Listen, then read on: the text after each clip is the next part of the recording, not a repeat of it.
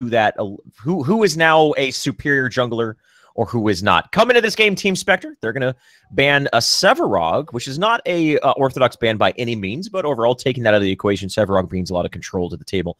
And Explicit going to ban out the Revenant, so Notch, that means FaZe is up for pick here. Team Spectre taking their time right now, but they have a decision to be made with first pick. I mean, it's FaZe and Decker. I think those are the supports that teams, if they're both available, are going to have to debate over which one they want and build a composition around those two respectively. They have distinctly different play styles, but both of them are strong in their own right. Nay, it's a first pick Morgesh. I mean, why not? Super scary off laner if you see her in that role. I mean, or if they play her in that role, she can just be a absolute bully in that position. I feel like that was maybe not the best pick with both FaZe and Decker up, and I would not be surprised if Explicit picks up FaZe for their first pick. They go FaZe Decker. Yeah, it's just FaZe offlane, Decker support. So FaZe Grux is the one being picked up here by Explicit. So that's going to be their supportive choice. That leaves Decker as well as Bellica for Team Spectre. FaZe is strong, don't get me wrong. FaZe is a good hero. No one's going to debate that.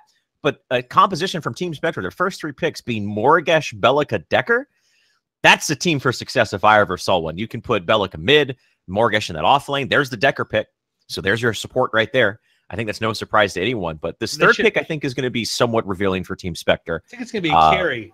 I mean, it has to be a carry at this point. Take off Twin Blast, get rid of Murdoch or Sparrow. That's who I would go with. I'd pick up Twin Blast if you don't have Revenant. Take the second strongest early game. Yeah. Marauder. Pairs decently well. Or if they want to get some sort of composition with Sparrow and Decker, but I think Sparrow's fallen into favor over Twin Blast. And even we started to see in PCL teams picking up Murdoch a little bit more frequently. Obviously, he was reworked. And teams, I think, are still trying to figure out where he fits in the tier of carries when it comes to Murdoch, just because his kit changed so much that it's hard to figure out, you know, what are his peaks, what are his weaknesses, how can we play well with him. But no, it's actually a Yen being picked up here. Very surprised by that. Again, Yen's DPS potential is one of the best in the game. Very high skill cap with her ability to reflect projectiles. Maybe this is just a latch onto FaZe and try to blow FaZe up immediately. Explicit, they respond very quickly though, Notch. They pick up Bellica and Twin Blast for themselves. You're going to leave Bellica open. You're going to leave Bellica open, who, in my opinion, is one of the strongest mid laners. She's got absolutely banana control when it comes to her seismic assault, that void drone, and mana bomb. She combos so well, and she actually really shuts down Morgesh. Deny Morgesh that mana.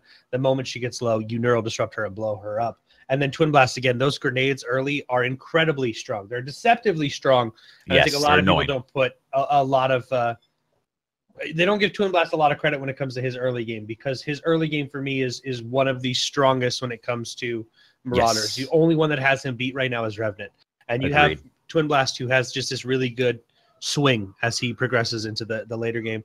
So that means jungler is going to be open for Team Spectre. Sevarog is gone, so that, Kwong pick for them. That's a solid jungle pick right there. Okay. Well, team composition rounding out for Team Spectre. It's going to be Morgesh, Decker, Yin, Kwong, and Seraph. So I'd imagine that's going to be a mid lane Morgesh with an off lane Seraph. Seraph going into a Twin Blast and a FaZe. That's a hard lane to deal with. That's going to be a hard lane to deal with. I foresee Seraph driving the struggle bus for the first 5 to 10 minutes of this match. I would like to see Kwong maybe put a little bit of focus into that. I feel like if they support their off laner, the mid laner, their jungle, give support to Seraph and her off lane, they don't even necessarily have to find pickoffs. They just have to maybe make Twin Blast and FaZe hesitant to engage, make sure her tower stays alive for a little bit longer, ensure her farm, maybe get a couple gold buffs. I think that's what I would like to see as far as that play style. But that last pick, Notch, this is one of your favorite heroes. Countess, one of your favorite heroes. She's the split push queen. She's got insane lane clear, and if she shows up to a fight, she just deletes somebody off of the map. Yin is going to be an easy target for her. Itchy Heartache, Morgesh is going to be an easy target for her. You're right. So I feel like this is a great Countess game, actually. This is a good game for Countess. I'm going to say for Team Spectre, not a big fan of the Seraph pick. I would have liked to see Gadget or Howitzer, somebody to combo off of Decker, somebody to give them a little bit more lane push. I'm not a huge fan of that Seraph pick. So, all right, guys, we're going to be getting into this game right now. First game of day number 2 between Team Spectre and Explicit. Group stages, boys. Just a little familiarization in case you guys are wondering about the format. There are some odd numbers of groups of 4, and the top 2 teams from each group round robin come out of the team and move on through into the secondary group stage. So there's going to be a best of 1 between these 2 teams looking to set themselves up to get that 1-0 and put themselves in a good position. Coming out from Explicit already. They're rotating into the weak side as well. We don't normally see more Gesh. Yeah, we don't normally see invasions into the weak side. So that Notch, this leads me to believe this invasion of the weak side of the jungle, they're going to try to exploit that Seraph pick. Absolutely. I don't know. Yeah. I don't know why else they would be looking to do that other than to try to gank the Seraph, make sure the Seraph doesn't have any vision control over her side of the jungle, and just try to make sure she just doesn't get any sort of farm. Yeah, I mean, it's going to keep her. It's again when she goes after those weak side camps. Now, most of the time, guys, when you jump into a game, we get this a lot. Why are you taking my jungle? Well, the weak side jungle in the early stages of the game is perfect for your offlaner because any competent ranger will freeze his lane and keep you under farmed. Yes, there's ways to deal with that freeze. You go up, you try and get them to shoot you once or twice to reset the freeze and have the lanes pushed to you. But allowing your offlaner to take these weak side camps will give them that needed card power and experience because they need levels. Yes. Sarah, Colombian gamer right now, is actually being a little bit more aggressive than I thought she was going to be. She's trying to get the freeze already messed up, waiting for them to attack her. Font and Shu are not having it. They're saying, no, you better go farm something else, buddy, because this lane's frozen. So he is getting some experience when the minions die, but not a ton. There is an attack right there that wow, I just had a brain fart there. They're going to root him, phase. We haven't seen her a lot with the energy lance. There we go. Did it. I'm proud of you. To keep her, hey, if I want to kill you, we can kill you. Like, don't forget, right.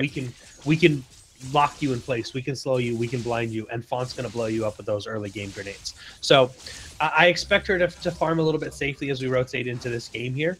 I was not expecting a Morigesh mid, to be completely honest. I really would have liked to see her in the offlane, Shane. But what do you think of her in the... What do you think of Morigesh in the mid lane against Belica? I think Belica's going to be on the struggle bus, to be perfectly honest. I think Morigesh is a lane bully in a 1v2 scenario, let alone in a 1v2, let alone in a 1v1. Of course, Belica has the drone to maybe punish or thwart off any aggression coming out of Morigesh, but still, any aggressive potential from Belica is going to have to be complemented with either some sort of rotation while the other side of the field. Once Morigesh hits level 5 or level 8, she absolutely has 1v1 kill potential against almost anyone in the field right now. Right. Maybe the only exception is the Countess, if she's able to dodge an ultimate. Other than that, Belica, man, Morigesh, extraordinarily strong hero in the early stages, and she is the complete opposite of a Countess in the sense where she is a AoE sort of hero who uses the hive and the snare and slowly kills someone. Countess obviously bursts people down. Let's talk about this Countess here, Notch. She has a lot of the same weaknesses as Seraph in the sense where her early game really is just non-existent almost. She really needs to hit level 5, and even then, she doesn't have all of her abilities online yet to, one-shot someone with a full combo. The tower is taking a lot of pressure, and they're going to rotate in. Yin's going to try to... a good smash and grab preemptively placed, recognizing the Yin was going to try to escape. And there's your first blood. They pick up the first blood onto the carry, but I think more importantly is they're securing Countess more levels, more farm, keeping that tower alive. Very, very important right here to make sure that Countess has as much room as possible. Both of these offlaners, the Seraph and the Countess, I think are going to be the most pivotal lane in this matchup and in terms of how it goes and which one's able to get more out of their lane. I like Seraph. I'm going to give Seraph the advantage because of Shadow Slip, her ability to jump into a target, kill especially the ranged minions, and then get out. She also has the ability to heal herself with Blade Siphon. Which is her right mouse button. So she gets, I want to say it's like 1 or 2%. 3% at level 1, okay, I believe. 3% from minions and then 10% from heroes at max. So, I mean, she has the ability to heal herself in lane, stay in lane just a little bit longer if she's landing those last hits, and deal with siege minions, which should let her protect her towers just a little bit more because we know the strength of siege minions and how they help rangers push in that particular lane. So I like the setup. I like the Countess better than the Seraph. And they have more more lane clear with Seraph and Bellica. Like if there's a push, they have ways to deal with these lanes and just flash farm or flash clear lanes because of these two heroes. Yeah, the Countess and the Bellica have an extraordinary amount of wave clear. Countess has the best wave clear in the game. Once she hits around 30, once she gets about her second or third damage item and has has her Dark Tide and her Blade Siphon up to full, she can just hit both of those in one fell swoop, and the wave literally just instantly blows up. And that also grants her ability where if this Countess has a weak early game and is deprived of card experience, which now with that tower going down, actually more than likely won't be the case, she can flash farm extraordinarily quickly. Faster, I mean, true flash farm. She can, if you leave a jungle open, she can just go into your jungle and clear it out within 10 seconds. It's one of the biggest strengths of this hero is an ability to come back from a deficit economically. So keep an eye on that. But at the same time, she really isn't at a deficit. Taking a peek at the numbers for the first time here, 6 minutes in, it's pretty close. I mean, Font on Stone Blast just getting a couple more last hits than over on Yin, but that's mostly attributed to the fact that Yin was taken out early on. Only one kill on the field. And if, I'm saying we got to make sure this Countess, try to mitigate this Countess as much as possible, because she's one of those heroes, if you leave her alone, she's just going to blow your team up, especially when you have as fragile as a composition as they have.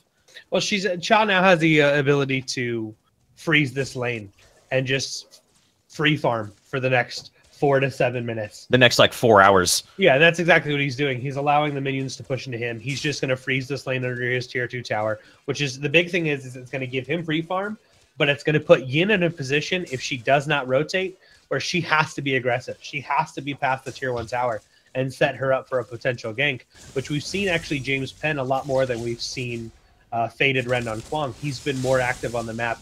He's been looking for those ganks and trying to pick those up. Tether's going to land from Kwang to keep Decker safe.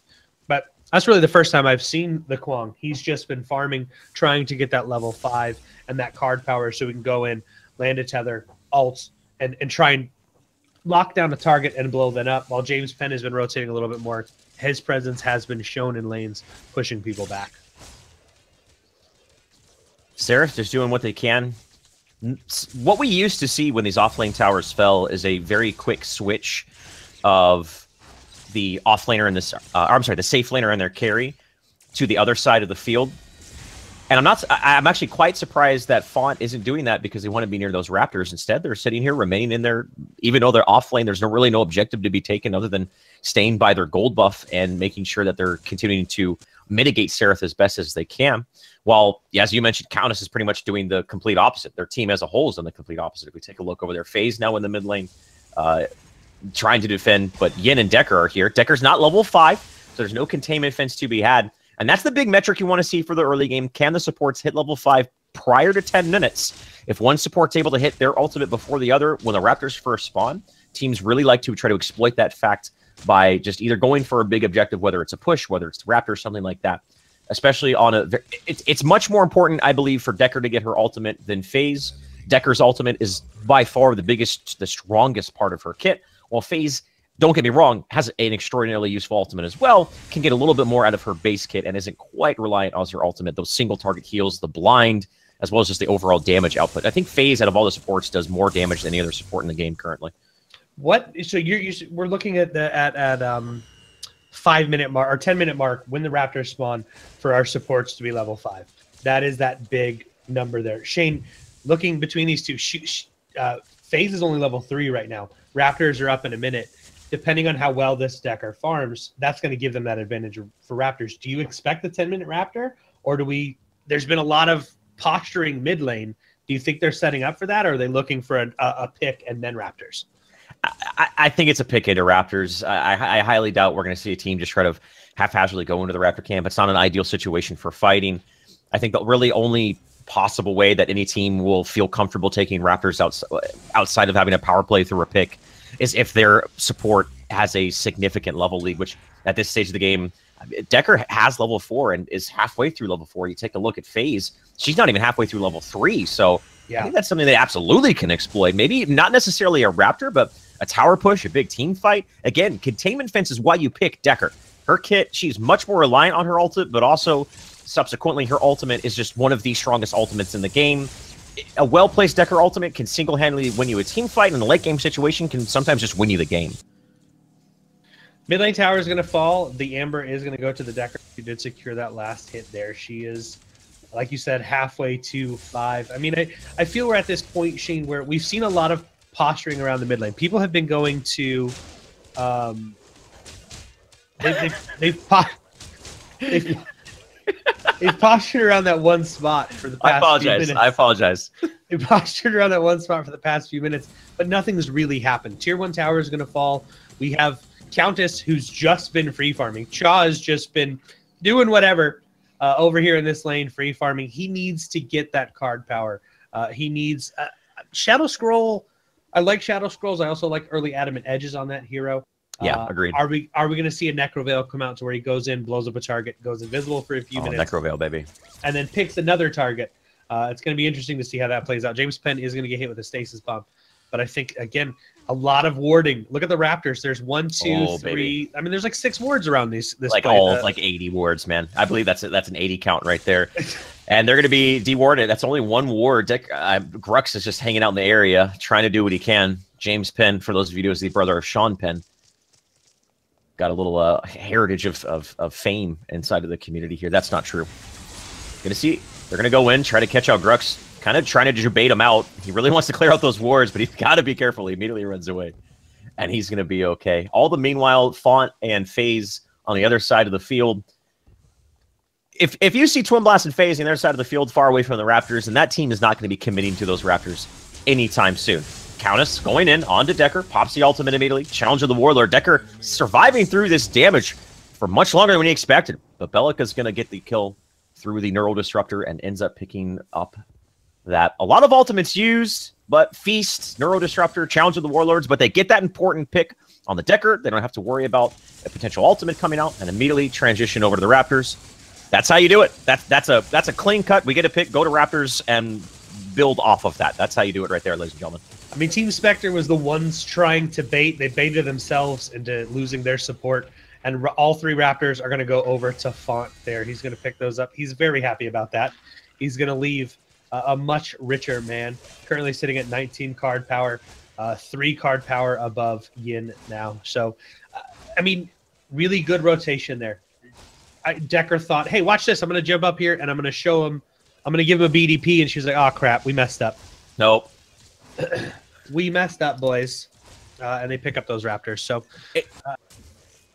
go ahead. It's interesting. It's interesting to me that the mid-game carry of Twin Blast is the one who is staying a little bit more static and lame with FaZe and farming, and it's actually Yin, that one Malik, who is sort of more so roaming around and being trying to contribute to a team fight. And I would actually kind of expect that to be the other way around, because again, Yin has respectable amounts of damage. She has access to Fury, the Madstone gems, and can do decent damage and contribute to team fights. But compare that to a Twin Blast right now, with, as you mentioned, the grenade spam is Twin Blast's primary source of damage up until he gets his crit bonus item. That's his main source of damage, that and the burst fire. So I would like to see putting more emphasis on ensuring Yin's farm at this stage of the game, especially when your opponent has a less of a hyper carry on board. I think that should just be a big priority for them. Maybe not necessarily the Raptors. And don't forget, all the meanwhile, Yin hasn't been getting the gold buff, while Twin Blast has. Also, at the same time, another metric that they were at a deficit was support levels, and FaZe is now level 4, almost to level 5. Decker just now hit level 5 after that death. So they've done a good job at coming back from what was a fairly significant resource deficit simply by just sticking to the plan, keeping themselves in the lane, and thwarting off the Raptor attempt in a fairly defensive posture. So, Shane, I want to talk about one of the card changes that we have not mentioned, but it's going to be Circlet of Health. So, Circlet of Health originally just gave the hero near you the passive of 2.8 health per gen. We're starting to see a lot more support players max out the card to give you that global health regen, the 2.8 health regen. Early game or mid to late game is normally sold and got rid of, but health regen for your entire team early is really, really strong. You then counter that with her telekinetic link to where they're getting that burst healing and they're sharing that.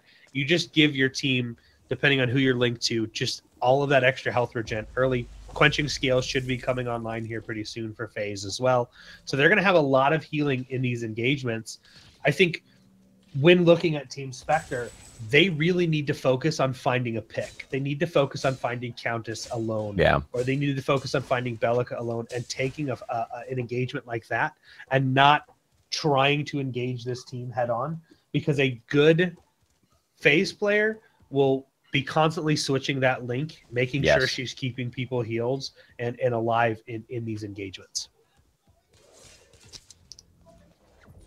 You can already tell on the side of Team Spectre, they already have a Thick Blood online for the Morigesh, and I'd imagine, I wouldn't be surprised if Kwong gets a Thick Blood, and as well as Seraph, just to make sure that whatever target they are trying to tear down, that they're mitigating that as much as possible. Other opposite side of the field, Morigesh is going to be able to pick up the kill onto the Countess. Countess is one of those heroes that doesn't have much maneuverability when she gets caught out. If she's able to take a fight on her terms, she has minions around her, she's put herself in a good place to use her slip.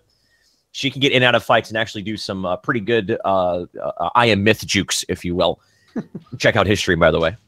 But if you get caught out, you're pretty much just dead to rights, and that's essentially what happened. Definitely the biggest weakness of Countess is she needs to take the fight on her terms, else she sort of just dies.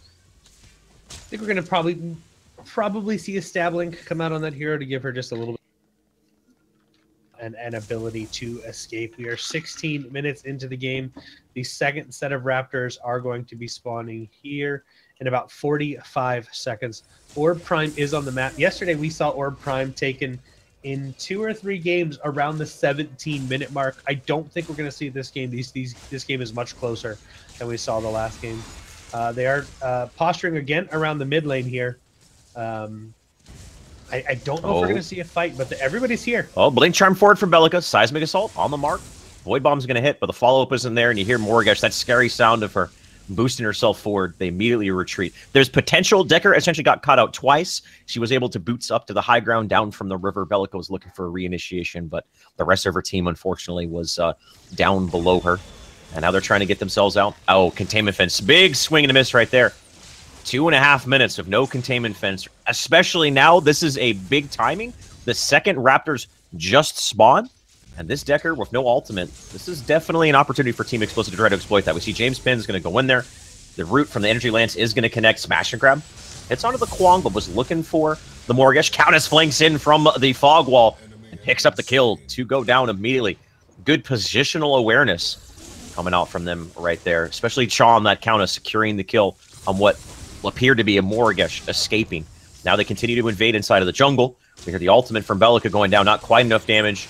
They should be able to pick up this kill. Nope. The Gale provides a big snare through that chokehold, and they're going to back up. Nonetheless, they pick up 2 kills, and this is going to be another set of Raptors going over to Team Explicit. Yeah, they picked up 2 kills right when they needed it. All 3 of these Raptors will head over to Font. There's no way Team Spectre is going to be able to defend this here. That was a good quelling Gale coming out of Malik. Helped keep his Decker alive. But like you said, she doesn't have an ultimate online. Those Raptors are already dead. A big swing and a miss from her right there. That could have changed the fight in their favor. You got to like that rotation from Chaw, though. Countess is one of those heroes where I'm going to say similar to Kalari in a way where she comes in, she provides that big burst of damage, and then she backs off for a second, and she waits to find another target that's out of place, and then blow up that target. And that's exactly what we saw there. So, espionage. She's an espionage hero. So well done by Chaw. Let's take a look at the card points right now. We've got, I mean, pretty even. Cloak and Dagger. Font is starting to get a little bit of lead. He's at a little bit of a lead, 32 card power. Smoke and Mirrors. Yin is only sitting at 26. The offlaners, 20. Oh, there was a dead Twin Blast there. Font got taken out under his tower. Just hashtag Morigesh things.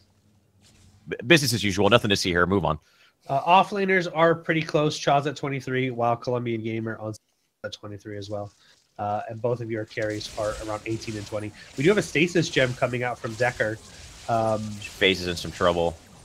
Yeah, she's okay. Well, will she? Oh, not enough damage. The quenching Scales heal is going to provide enough damage. The curse, not enough. That ability curse, man, is just terrifying. It's the most terrifying ability. Smash or grab on the 2 underneath the tower. Well, with just the FaZe there, Maybe if Countess was there or anything like that, they could have found some potential. More so, they're trying to defend their tier 1 safe lane tower here. It is 20 minutes, so it's not the biggest loss in the world. It is going to get taken out. You see Colombian tried to go in, but that's one of the biggest strength of FaZe. The tether is on cooldown. They can initiate onto Grux, but he has his charge. Going to get away to safety. Font has now rotated over. And Countess, if you take a look at your minimap, is rotating in from the jungle. Itchy Heartache has been caught. Feast used immediately. A little bit of damage. One grenade. There it is. Font gets the kill right there. So they pick up a tier 1 tower. They give Morgish kill over to Twin Blast. They pretty much tit for tat in terms of objectives. So we're seeing a very early game stasis gem coming out from Decker.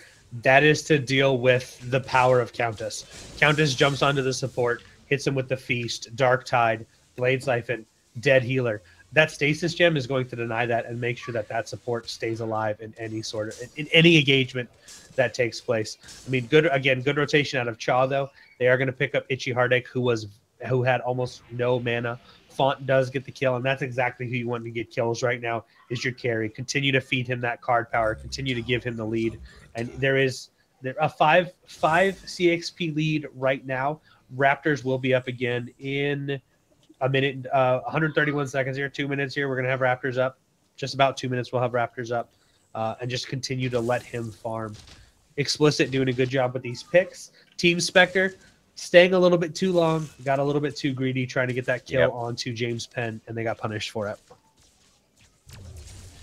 You guys have seen it and heard it. Teleblink has been up on Bellica for quite some time. Normally, in the past, Teleblinks were picked up after like a 3rd damage item, whether it's a Bellica or Bellica and Howitzer are probably the most 2 common heroes that pick up that item. However, recently, yesterday, we saw Howitzers picking up Teleblink like their 2nd item. Like, they would get a ward, and they would get a Teleblink.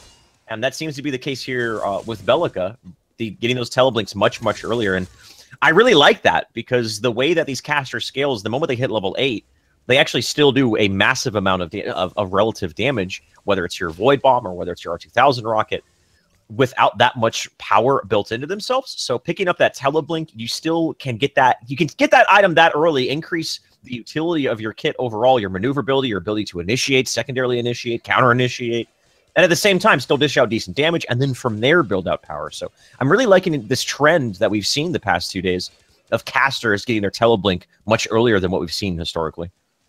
So taking a look at the mini map here, Shane, I mean, Team Spectre seems to have a little bit more control over the map. They're down when it comes to card power, but they have tier 1 towers down. There's still mid lane tower is up. The safe lane tower is up over on the side of Team Spectre.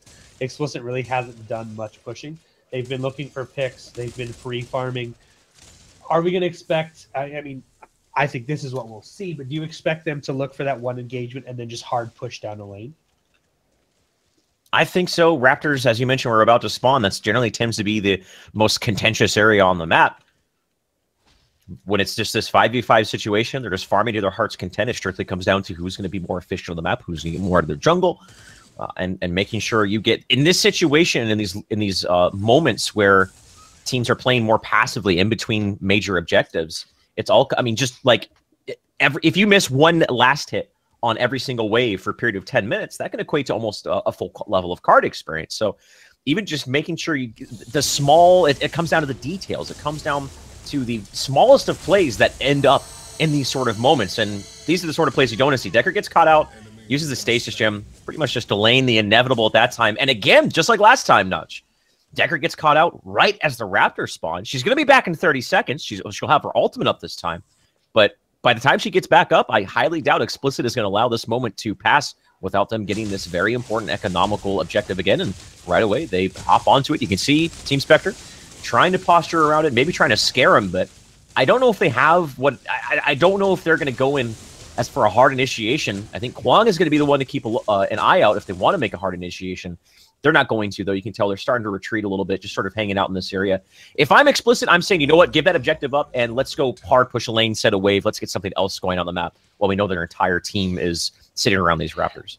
I mean, yes, give it up because you don't have your support there, but that's 3 Raptor camps that have gone basically uncontested in favor of Explicit. It's getting a little bit out of hand. Font 43 card powered. Yin is only at 36 card power. We see the importance of these objectives. We're also seeing the importance of the gold buff being picked up by Font. That one, Malik is going to be in some trouble over here. Not a lot of trouble. He should be able to get out. Ooh, Font is diving a tier 2 tower on the other side of the field here, Notch. And if Chaw gets this slip off, he does. Font picks up a kill onto the Yin. Yin just pretty much was farming, thought she was okay, wasn't expecting the Countess and Twin Blast to sweep around. And, I mean, if you're pushing a tier 2 tower that deep, you got to make sure you have that side of the jungle ward, and she didn't have ward, so that was just a pretty straightforward punishment of what essentially was a very greedy push. Yeah. So again, but map control is still in favor of Team Spectre. They have tier 2 towers being damaged. They've been doing a really good job setting lanes and making sure that if an engagement doesn't happen or engagement doesn't go their way, it's causing Explicit to back up, and it's causing Explicit to have to reset lanes or re-push these lanes out. So yes, they're getting Raptors, but they're not getting any tower objectives. And the way you win the game is by killing towers and getting to Whoa. Say that again. I didn't hear you. The way you win the game is by killing towers and getting to the core. Okay. So you can have 45 kills, but if all of the objectives are up for the enemy team, you're really not doing much. So we need to start seeing Explicit start pushing down some of these lanes after getting a kill, pushing a tower, and opening the map up a little bit more for them. As of right now, Team Explicit are just playing their own game, and it seems like Team Spectre feels a little bit lost in terms of what do we do next. They know what they need to do. Their primary objective, they understand, but it seems like they are having a hard time following up their secondary objectives. The Raptors trying to find picks. They're just sort of standing very passively on a field, not really looking to do much other than farm, which that may be the objective. They have what can be considered the better hyper carry in this sort of situation. But with that being the case, with the Decker being caught out and them pretty much conceding the Raptors 2 times in a row right now, you see Twin Blast Font specifically at 45 card points, TN at 38. And even if you're a hyper carry, even if you scale better, a card deficit that large, Twin Blast is still going to be dishing out more damage to a certain point. So Spectre, it's either they are lost or they're knowing exactly what they're doing. This is exactly what they want to happen. They want to turtle this game out, let Twin Blast hit that 60-point wall, then get Yin into her big power spike and try to find something out from there. Not quite telling as to which one that's going to be. We're just going to see how the course of this game continues to build. But now we're at this period, Notch, we're 30 minutes in. The damage is coming on board for the Twin Blast. He has his hemorrhage. He's nearing his crit. He needs one more major wound, and he'll be at that 50% crit. And after that, he gets his crit bonus, and I'm imagining it's going to be a Hunger Ball for that lifesteal. Or Prime is an easy objective to take right now. So that next pickoff, if Explicit continues to get that pickoff around a major objective, could be much more worse for Team Spectre, specifically activating the Prime cards and losing tier 2s, your jump pads, or possibly an inhibitor. Yeah, and that's, I mean, every time they've taken one of these fights, it's been a pick on Decker, which, not the main damage dealer, but that's James Penn is going to get tethered here. He was going after the Kwang there, but you're taking out the support, and when you go into an engagement without a support, it leaves you at a really clear disadvantage. Oh, Containment Fence goes down. Best one of the game. The Tether tried to pull him out here on their side of the field. Here comes Colombian Gamer, flies in. They're trying to isolate Font, but he's just not taking any damage. The autos don't seem to be connecting with him, and he's just sitting there throwing their grenades. Finally gets taken out by Seraph. They latch onto him, but it took him so long to do it that we might see Spectre be able to turn this fight around, despite the fact that they weren't able to get much going for them. They do lose them, and that's a triple. This is what we needed Team Spectre to do right there, Notch. They were waiting for their moment. Decker has been playing fairly sloppy throughout the course of the game, but you better believe it. That is a redemption right there. That's what they needed to get this game back into their favor. Are they able for Prime? I think or Prime may be the call, or a big push. Nonetheless, that was a big boost to card experience that they desperately needed. And Seraph picked up the quadra kill on that. That's exactly what she needed. Jumped her to 42 card power. And, I mean, we've been talking a lot about Yin and kind of ignoring the fact that they do have another carry on the map. Yeah. Seraph. And maybe it's because she hasn't done anything up until that. Like, we just forgot. She comes out. Low key farming, man. Yeah. Comes up, picks the quadra kill. And Seraph is one of those targets where, oh crap, she can do a lot of damage. We saw Font, just all of a sudden he was there, and then he wasn't. very quickly. So, I mean, the farming worked. They picked up 4. They're not going to get any objectives off that, but it's going to be that confidence boost. Hey guys, we can win these engagements. We can win these team fights. And all it takes is one fight as we transition into the 30-minute mark. You pick up the Orb Prime and you go for a hard push down the lane. All it takes is one Decker ultimate. Is what it takes right there. That's what set that fight up for him. Absolutely. You actually saw they tried to use the telekinetic link to pull Twin Blast out. That ability is good, don't get me wrong, but it's not going to pull you through walls. Not going to pull you through walls. Just bounced him off of it. There's a position where you it actually make him took a little bit more damage than he should have, if you think about it, because there's a position where you can stand where you can actually get pulled out of the wall. She was just a little bit too far away, and instead of going up and over, he went into it, and basically secured his kill. So the first Raptor's finally being taken for Team Spectre, and Colombian Gamer on that Seraph. Oh, Font's got to be careful here. He dodges he doesn't dodge the Chastise. And that's Seraph, ladies and gentlemen. Once Seraph hits her power spike, 3 auto attacks is all it took. Twin Blast just pretty much hit the dirt very, very quickly. And he's going to be off the field for quite some time. Bellica gets caught up by the tether here inside of the jungle by Faded Ren, but he's going to get knocked up. Decker's here. Potential containment fence, especially if they're grouped up inside of this choke point. This is not where they want to take a fight. They recognize that as they're retreating to the safety of their towers, and they're going to fall back. And this is an Orb Prime opportunity.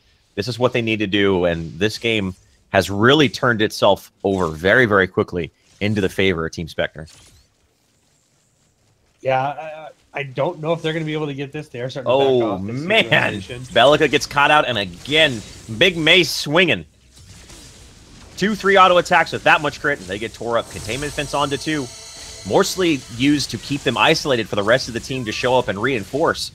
The feast goes down, but I actually believe it was interrupted. Didn't see much damage. This is not looking good for Explicit. They can fall back, pick up the Orb Prime. They can fall back, make a big push. That's essentially a team wipe, as Twin Blast was taken out shortly before that. And Team Spectre, patience, discipline. I was saying, what is their game plan? It was one of 2 things. They were exceptionally confused and didn't know what to do, or they were doing exactly what they wanted to. And it seems to be the latter. They were just playing passive until a certain power spike. They hit that power spike. And just like that, they turned this game right on its head. Yeah, I mean, one engagement, they pick up Orb Prime. Like, they've played very passive up until that quadra kill. They gave them that boost, and they were like, let's do this. And they now have Orb Prime activated. We're 32 minutes into the game. They're almost 33 minutes into the game. Orb Prime, big power spike. What cards are they using here? We've got Archmagus. Of course, we've got Centurion out on your Kwong and Decker. And the one we see most of the time is the power card. The one gives you additional 30% power. I don't think I've ever seen anybody really use the Warlord, the one that gives you the bonus attack speed. No. Which I don't know why you would, but we are seeing Archmagus on everybody here. So, Shane, a lot of Stasis Gems across the board. Pretty good card. I mean, it's a card where when I first heard Epic say Stasis Gem is going to be cost 5 and be universal, I was like, it may be a little bit strong. And we're actually starting to see the strength of that card. We've seen some people not even run Blinks. They've just been running Stasis Gem instead of running the Blink card, because it can do one of 2 things. I've heard some people say, well, it's not that great because it just delays your death. It also gives your team time to show up and kill 3 or 4 people. So I may die, but if my team rotates and picks up 4 kills, my death was worth it. And even more so against heroes who have very powerful, specifically damaging ultimates, like a Morigesh, a Kwong, you can completely negate them. Yeah. Blink isn't going to save you from a Morigesh ultimate. The only thing that's going to save you from a Morigesh ultimate, other than killing the Morigesh, is a Stasis Gem. It's the only thing that's going to, or if you get healed. But the only direct thing you can do as an individual is to use that Stasis Gem. And it's a very good tool dealing with that. Overall, and don't forget, not only does it grant you that invulnerability, it also gives you power as well. So it's a card that you're getting a significant amount of utility out of it, but at the same time, you also can build into it and get more power. 4-man ultimate. Decker just goes in there using the Stasis Gem. The 3-man Fury of the Heavens comes out from Faded. Yeah, this has to be careful. Very, very careful here. And this is looking great for him. 2 go down thus far under the tower. And they're just going to pick them apart right there, ladies and gentlemen. Yeah, James Penn is in a lot. James Penn is in a lot of trouble here. I don't know how Yin survived there. Colombian gamer. Faded Red is going to fall. Shu is going to fall. That is all 5 dead. This tower is not going to live through this. They're going to pick up this inhibitor here. With inhibitor going down, the enemy team down, and everybody having Orb Prime activated, this should be GG. That's it for Team Spectre. I really don't see. Oh, somebody's died. That core damage. There's too much power there. Team Spectre. Ladies and gentlemen. Shane, that was a very odd match. We saw Explicit. I wouldn't say odd. I would say that's calculated. I would call that calculation. Because Explicit, they had the team fights early. Up until like the 30-minute mark, they had all of the team fights. They were winning engagements. They were picking up Raptors. The big thing was they didn't have any map control. Tier 1 towers were up in every lane but the safe lane. And Spectre just waited. They landed that huge ultimate. Colombian gamer came in, picked up the quadra kill. His positioning, I don't know if you noticed there at the end, was very aggressive. He knew his team was pushing the tower, and he put himself in between the inhibitor and the tier 2 tower. Like, hey, Font, I dare you to come out because I'm just going to melt you in 2 or 3 hits. And he actually kept the enemy team because of his positioning. He kept Explicit back to where they didn't want to come out and try and defend or be aggressive, and they ended up securing a handful of kills and taking the game. So congratulations to Team Spectre, moving on to their next set of games. Explicit will have more games to play as well. But wow, what a fun game to cast and watch. It was a really, really good game. Guys, thank you to everybody who's continuing to watch Paragon Competitive League. We appreciate each and every one of you. That was game number 1 of the day. We're going to take a short break. We're going to come back with a second game in, I believe, the M group. So if you exclamation point brackets in chat, you can take a look at that. Thank you guys for watching. Thank you guys for hanging out. We'll see you guys in just a few minutes.